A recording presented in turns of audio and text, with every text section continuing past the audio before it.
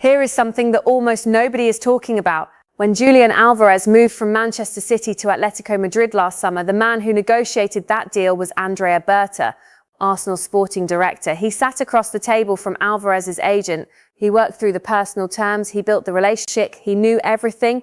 So when people say Arsenal came out of nowhere on this one, I need you to understand something. Arsenal were never out of nowhere. They were waiting. And now, according to multiple reports out of Spain, Alvarez has given Arsenal a yes, a personal yes.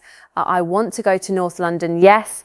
So the question is not whether this deal is possible. The question is, how did Arsenal engineer this so quietly that almost nobody saw it coming? That is what we are getting into today. Stay with me. Welcome to Amelia Arsenal Update. I'm Amelia. And if you are serious about understanding what is happening at Arsenal, not just the headlines, but the actual football intelligence behind the moves, then this is the channel for you. Hit subscribe if you haven't already. It genuinely helps the channel grow. And drop a comment below. I want to know what you think about this one, because this is a big conversation. Right, let's get into it. So here is where we are. Julian Alvarez, 26 years old, Argentine, World Cup winner, Champions League winner, currently at Atletico Madrid, joined them last summer from Manchester City for 95 million euros. And already, less than a year later, Arsenal are reportedly closing in on signing him. Now, before we go any further, let me be honest with you about what is confirmed and what is not. There is no official announcement. Arsenal have not confirmed anything. Atletico have not confirmed anything. The players' representatives have not made a public statement. What we do have is this Spanish media Sport and several Marca-linked sources reporting that Alvarez has given a positive personal response to Arsenal's approach. We have reports that Arsenal submitted a bid of around £105 million back in February and Atletico rejected it. We have reports that Atletico Madrid are, and this is the key phrase, resigned to losing him. And we have the background detail that nobody in the English media seems to be emphasising enough. Andrea Berta, Arsenal's sporting director, former Atletico Madrid sporting director, the man who personally brokered Alvarez's move to Atletico last summer. He knows the agent, he knows the contract structure, he knows the clauses, he knows the price. Let that sit with you for a second. So here is the central question I want to work through today. Alvarez's numbers at Atletico Madrid in La Liga this season are not what you would call elite. 8 goals in 22 starts. Under 0.35 goals per 90 minutes. For a player Arsenal are reportedly willing to pay over £100 million for, where that raises a legitimate question. Is this brilliant recruitment Arsenal identifying a player who has been suppressed by the wrong system, or is this an expensive gamble on a forward who has quietly become a lesser version of himself? That is what we need to figure out. And I think when we work through the evidence, the answer is quite clear. But let's not skip to the end. Let me introduce you to something I call the Simeone effect, because this is important. Diego Simeone manages Atletico Madrid in a very specific way, defensively disciplined, compact blocks, low press, counter-attack first. His system is built around not conceding, and it has been extraordinarily successful. Atletico are one of the best defensive teams in Europe, but here is what that system does to attackers. It suffocates them, not intentionally, not maliciously, but structurally. When your team sits in a mid-block for large portions of a game, your forwards are isolated. They touch the ball less, they create less, they finish less. And this is not unique to Alvarez. Look at Antoine Griezmann's numbers under Simeone over the years. Look at Alexander Sørloth. Look at Alvaro Morata in his time there. World-class players, systemically limited. Alvarez is not an exception to this pattern. He is the latest example of it. So when someone shows you his La Liga numbers and says, is this really worth over £100 million? I want you to remember this. Those numbers are not Alvarez at his ceiling. Those numbers are Alvarez in a cage, right? So if La Liga is the wrong reference point, what is the right one? The Champions League. And here is where things change. This season in the Champions League, Julian Alvarez has scored 7 goals in 10 appearances, 7 goals in 10 games. Do you see the difference? In the Champions League, teams cannot just park and defend the same way. The tactical landscape opens up. There is more space, more transition, more opportunity for a player like Alvarez to express himself. And every single time Atletico have played more openly this season, Alvarez has delivered 1 goal and 1 assist against Tottenham 2 weeks ago, contributing in big moments against Real Madrid. That is the player Arsenal are buying, not the La Liga version, the Champions League version.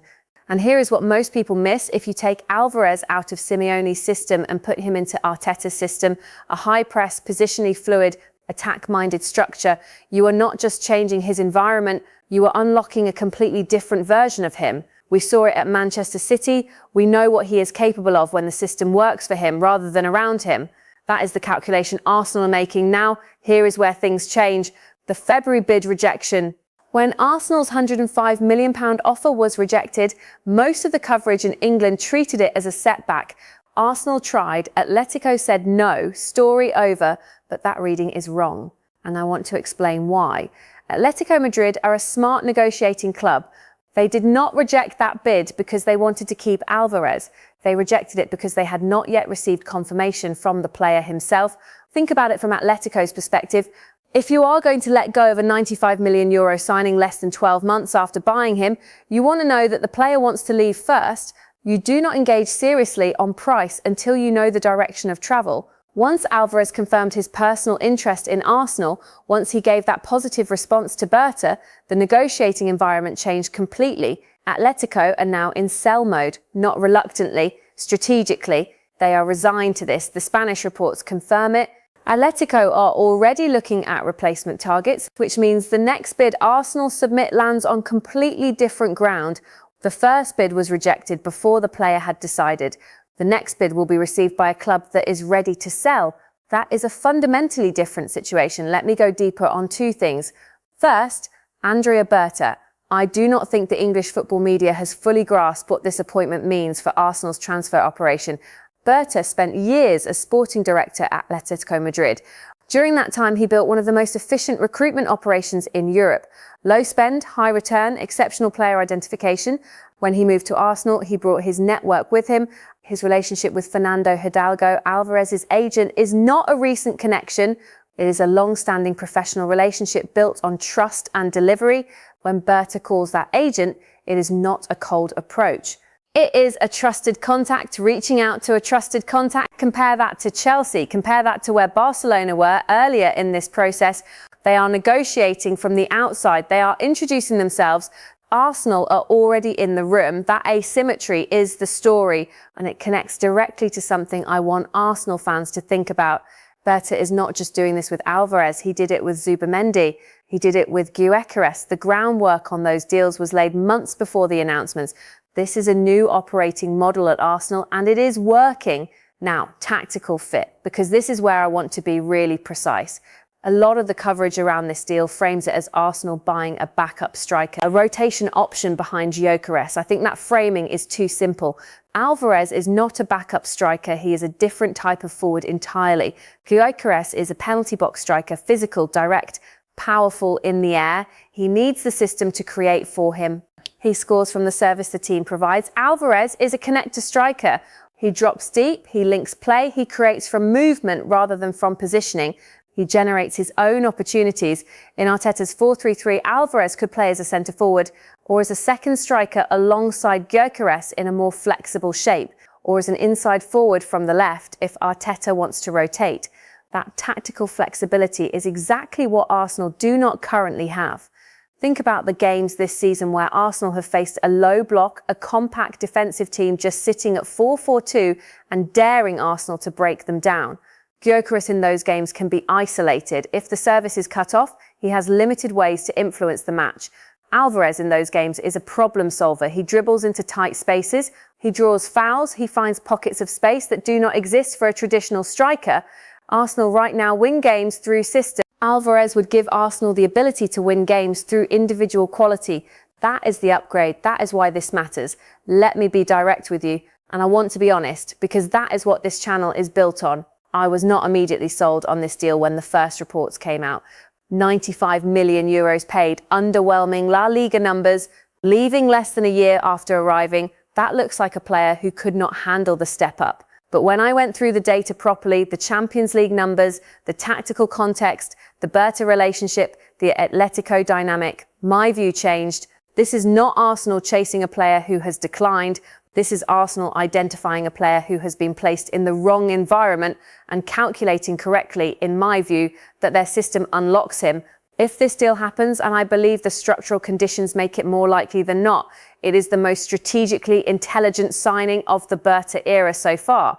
Not because of the fee, because of the reasoning behind it. A sporting director who knows the agent, a manager whose system suits the player perfectly, and a club whose season trajectory makes the sporting project argument completely legitimate. Arsenal are in the Premier League with a 9-point lead. Arsenal are in the Champions League quarter-finals. Arsenal are in the FA Cup quarter-finals. Álvarez is being asked, do you want to compete for everything? And he said yes. Right, let's zoom out because this is not just about one signing. When you look at what Arteta and Berta have built over the last 2 windows, Gyökeres up front, Zubimendi and Merino in midfield, Eze and Madueke in wide positions, Hincapié and Mosquera in defence, you start to see a squad that is being assembled not just to compete for one trophy, but to sustain a challenge across 4 competitions simultaneously. That is a different ambition. That is what the top clubs in Europe do. Real Madrid, Manchester City at their peak, Bayern Munich, they do not have a first 11, they have a first 16. Players who can rotate without dropping the level. Álvarez gives Arsenal that at the forward position. Right now, if Gyökeres is having a difficult game or if he is tired from a heavy midweek fixture, what do Arsenal do? Havertz comes on, Jesus potentially. Neither of those options carries the same threat. With Álvarez in the squad, you rotate to a World Cup winner who is hungry, fresh and motivated to prove himself in England again. That changes the dynamic completely, and here is the subplot running underneath all of this. Gabriel Havertz, his position at Arsenal was already under pressure before this. If Álvarez arrives, Havertz's minutes at centre-forward drop significantly. His future at the club becomes a genuine question, and that is a storyline we will need to revisit in the summer. Similarly, Gabriel Jesus, his contract situation, his injury record, and the fact that he is being discussed as a potential make-weight in this very deal. All of that tells you that Arsenal are planning for a forward line that does not need Jesus to be part of it. The squad is being rebuilt. This deal would be the final piece of the attacking structure. So what do we watch for from here? 3 things. First, player sales. Arsenal spent £248 million last summer. Adding another 100+ million in the summer window requires financial space to be created. Jesus leaving would help. Martinelli, if he is included as a make-weight, would help significantly. The speed of this deal may depend on how quickly Arsenal can move players out. Second, Atletico's replacement search. When you see reports of Atletico actively looking at striker targets, that is the clearest sign that a sale is coming. Clubs do not scout replacements for players they plan to keep. Watch who Atletico are linked with. That will tell you more about the progress of this deal than anything Arsenal say publicly. Third, the Champions League. Arsenal face Sporting CP in the Champions League quarter-finals. If Arsenal progress, the sporting project argument to Álvarez becomes even stronger. Semi-final football, possibly final football. Every round Arsenal advance, the conversation with Álvarez gets easier. The deal gets closer. The summer window officially opens in June. But the groundwork being laid right now, the personal terms, the relationship building, the player sales, that is all happening in real time. This deal could move very quickly once the season ends. Right, I want to know what you think because I have laid out the case, the Berta factor, the tactical fit, the system unlock, the financial structure, but maybe you see it differently. Maybe you think £108 million for a player who has scored 8 La Liga goals this season is too much risk. Maybe you think Gyökeres alone is enough. Maybe you think Arsenal should be spending that money somewhere else entirely. Whatever your view is, drop it in the comments below. Seriously, I read them, and the best takes sometimes change the way I look at things. That is what this community is for. If you found this useful, share it with an Arsenal fan who is not fully across this story yet, because this is the signing that could define Arsenal's summer. And if we are right about Berta's planning, this was never really a surprise. Arsenal did not react to this opportunity. They built it. Amamelia. This is Amamelia Arsenal Update. I'll see you in the next one.